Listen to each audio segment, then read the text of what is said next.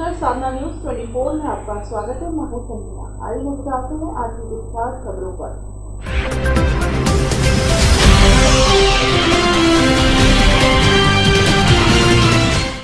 गुना के परवरिया गांव में 2 ट्रक भरकर अवैध पटाखों का जखीरा पकड़ा गया। प्रशासन ने की बड़ी कार्रवाई।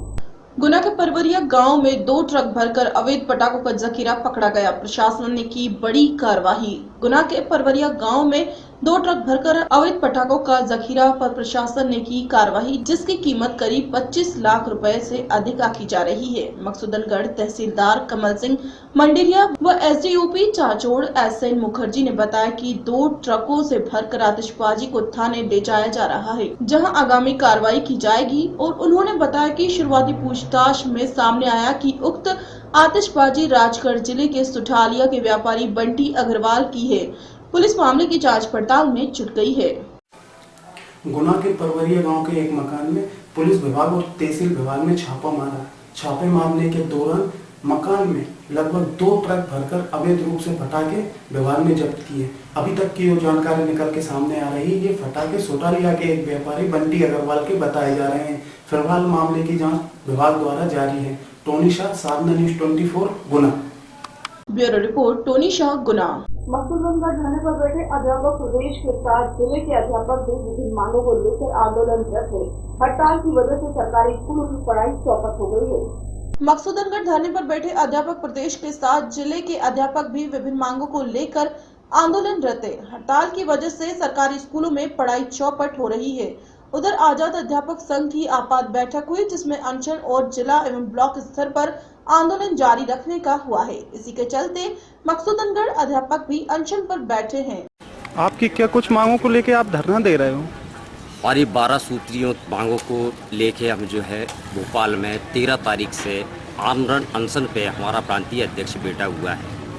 उसको कल प्रशासन ने और शासन के आदेश अनुसार जो खदेड़ा है, जो लाठीचार्ज हुई है, उसके खिलाफ तहसील स्तर, ब्लॉक स्तर और जिले स्तर पर धरना दे रहे हैं। और हम अपना धरना जब तक देते रहेंगे जब तक हमारी मांगें पूरी ना हो और हमें लिखित में आदेश प्राप्त ना हो। समान कार्य, समान वेतन, संविलियन, ट्रांसफर नीति, ये जो हमारी मांगे हैं वो मांगे पूरी करवाने की सरकार के खिलाफ हमारा आंदोलन छड़ा हुआ है, जिसमें हमारे करीब 10 महिला टीचर अस्पताल में एडमिट है।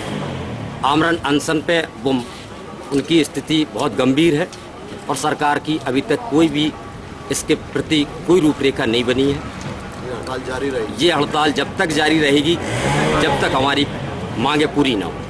ब्यूरो रिपोर्ट, टोनी शाह, गुना। एक मजदूर का पेड़ थ्रेशर में चला गया। चलती थ्रेशर में उसका पांव फंसते ही एक ही झटके में युवक का आधा शरीर पूरा थ्रेशर में पहुंच गया और युवक की मौके पर ही मौत हो गई। गुना के डांडोनिया गांव में सोयाबीन की फसल निकालते समय एक मजदूर का पैर थ्रेशर में चला गया। चलती हुई थ्रेशर में उसका पांव फंसते ही एक ही झटके में युवक का आधा शरीर पूरा थ्रेशर में पहुंच गया। आनन फानन में थ्रेशर को बंद किया गया, लेकिन युवक की मौके पर ही मौत हो गई। वहीं पुलिस ने युवक के शव को निकालकर पोस्टमार्टम के लिए भेज दिया और मामला दर्ज कर जांच शुरू कर दी। सर, ये पूरा घटनाक्रम कैसे घटा, ये जरा विस्तार से बताइए। ये ग्राम डाड़ोनिया में भजन मीना का कटर चल रही थी, जिसमें सोयाबीन की फसल निकाली जा रही थी। इसमें राजाराम मजदूरी कर रहा था साथ में, तो उसमें जो फसल को देते समय उसका पैर चला गया और जिससे उसे उसमें दब गया और उसकी मौत हो गई। तो इसमें क्या उसके साथ और लोग भी थे मौजूद? और भी लोग मजदूर थे मौजूद वहाँ पे।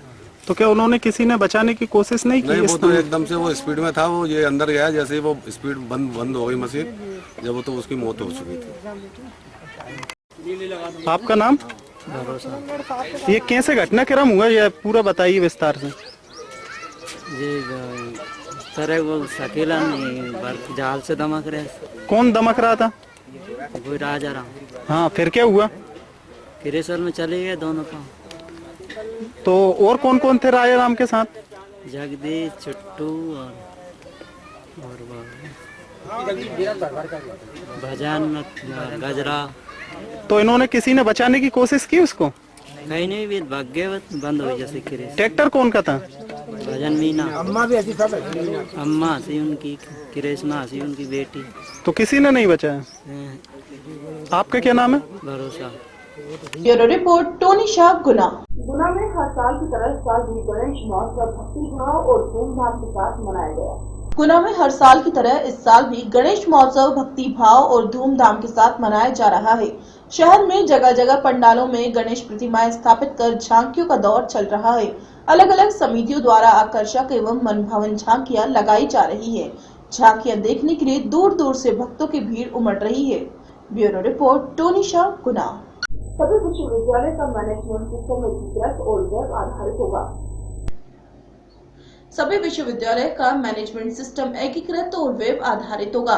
देवी अहिल्या विश्वविद्यालय इंदौर के कुलपति ने मंत्रालय के कुलपतियों की बैठक में functional specification of comprehensive best university management system का प्रेजेंटेशन दिया। यह सिस्टम सभी विश्वविद्यालय में लागू होगा। वेब बेस्ड सिस्टम लागू होने पर सभी विश्वविद्यालय में एक ही तरह की परीक्षा प्रणाली, प्रशासन, वित्तीय प्रबंधन सहित अन्य कार्य होंगे। उच्च तकनीकी शिक्षा मंत्री उमाशंकर गुप्ता ने कहा कि प्रथम चरण में परीक्षा प्रणाली कंप्यूटरीकरण किया जाए। परीक्षा ऑनलाइन करवाने के संबंध में समिति गंभीरता से विचार करे। उन्होंने कहा कि त्रुटि रहित परीक्षा मूल्यांकन और समय का परिणाम घोषित करने के लिए हर संभव उपाय करें। गुप्ता ने कहा कि विश्वविद्यालयों में संचालित इंजीनियरिंग कॉलेज की परीक्षाएं अंग्रेजी के साथ हिंदी में भी हो। उन्होंने विश्वविद्यालय के रिक्त पदों पर भर्ती समय पर नहीं करने पर नाराजगी व्यक्त की। गुप्ता ने कहा कि विषयवार पदों पर युक्तियुक्तकरण करे। कोर्ट केस को कुलपति स्वयं देखे। मंगलवार को होने वाली जन सुनवाई में कुलपति भी बैठे। क्लासरूम में सीसीटीवी कैमरे लगाए जाएं। गुप्ता ने कहा कि प्रमुख सचिव प्रतिमाह कुल सचिवों की बैठक पर लंबित प्रकरणों की समीक्षा करे। विश्वविद्यालय में कौशल विकास के पाठ्यक्रम भी चलाए। उच्च शिक्षा मंत्री उमाशंकर गुप्ता ने कहा कि निजी कॉलेजों को उनके छात्रों का परीक्षा केंद्र नहीं बनाया जाए। विश्वविद्यालयों में होने वाली पीएचडी और रिसर्च सेंटर की जानकारी वेबसाइट पर अपलोड करें। बैठक में उच्च एवं स्कूल शिक्षा राज्य मंत्री दीपक जोशी ने कहा कि शैक्षणिक स्टाफ के स्थानांतरण का सिस्टम स्कूल शिक्षा विभाग की तरह ऑनलाइन करने पर विचार किया जाए। भोपाल से राजेंद्र सिंह जादौन की रिपोर्ट। सहकारिता एवं ग्रामीण विकास मंत्री गोपाल भार्गव ने कहा कि बीज समितियों को आर्थिक हानि नहीं होने दी जाएगी।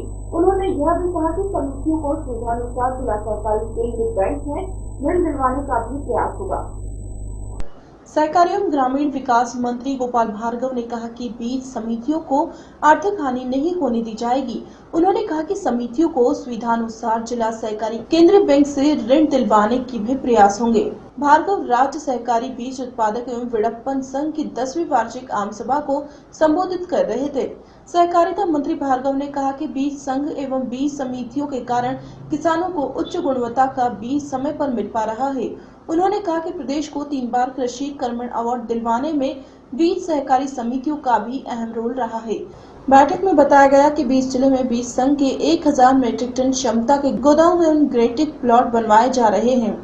बीज संघ के क्षेत्रीय एवं जिला कार्यालयों की जानकारी एकत्रित करने एवं उनमें बेहतर समन्वय के लिए एमपी ऑनलाइन के सहयोग से सॉफ्टवेयर नेटवर्किंग स्थापित की जा रही है। बैठक में बताया गया कि प्रदेश में कुल बीज उपलब्धता में बीज संघ की भागीदारी 70% के करीब है। आम सभा में बताया गया कि जिला सहकारी केंद्रीय बैंक खरगोन द्वारा 6 बीज सहकारी समितियों को 1,65,00,000 रुपए और जिला सहकारी केंद्रीय बैंक बालाघाट द्वारा 3 बीज सहकारी समिति को 6,25,000 की साख सीमा मंजूर की गई है।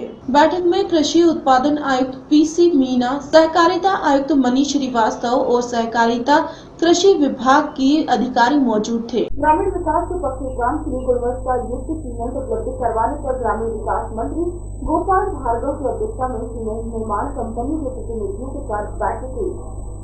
ग्रामीण विकास से पक्के काम के लिए गुणवत्ता युक्त सीमेंट उपलब्ध करवाने पर आज ग्रामीण विकास मंत्री गोपाल भार्गव की अध्यक्षता में सीमेंट निर्माण कंपनियों के प्रतिनिधियों के साथ बैठक हुई। बैठक में अपर मुख्य सचिव श्रीमती अरुणा शर्मा, ग्रामीण यांत्रिकी सेवा के कुछ प्रमुख अभियंता केडी कपाले मौजूद थे। मंत्री भार्गव ने निर्देश दिए कि एक हफ्ते के अंदर सीमेंट निर्माण कंपनियों के रजिस्ट्रेशन के लिए वेबसाइट बनाई जाए। इसमें कलेक्टर और सीमेंट सप्लायर की जानकारी हो। वेबसाइट के जरिए लॉगिन पासवर्ड इश्यू कर सीमेंट की डिमांड भेजी जाएगी। 7 दिन के अंदर सप्लायर को पेमेंट कर दिया जाएगा और 15 दिन के अंदर सप्लायर को सीमेंट सप्लाई करना आवश्यक होगा।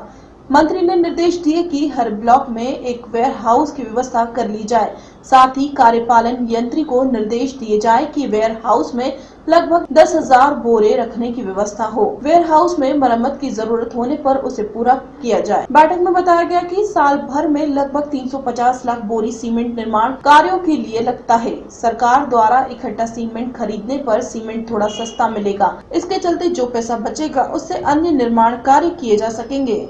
ग्रामीण क्षेत्रों में लगभग 20,000 कंस्ट्रक्शन के काम साल भर में किए जाते हैं। Bureau report. खबरों में फिलहाल इतना ही। मुझे दीजिए इजाजत। नमस्कार।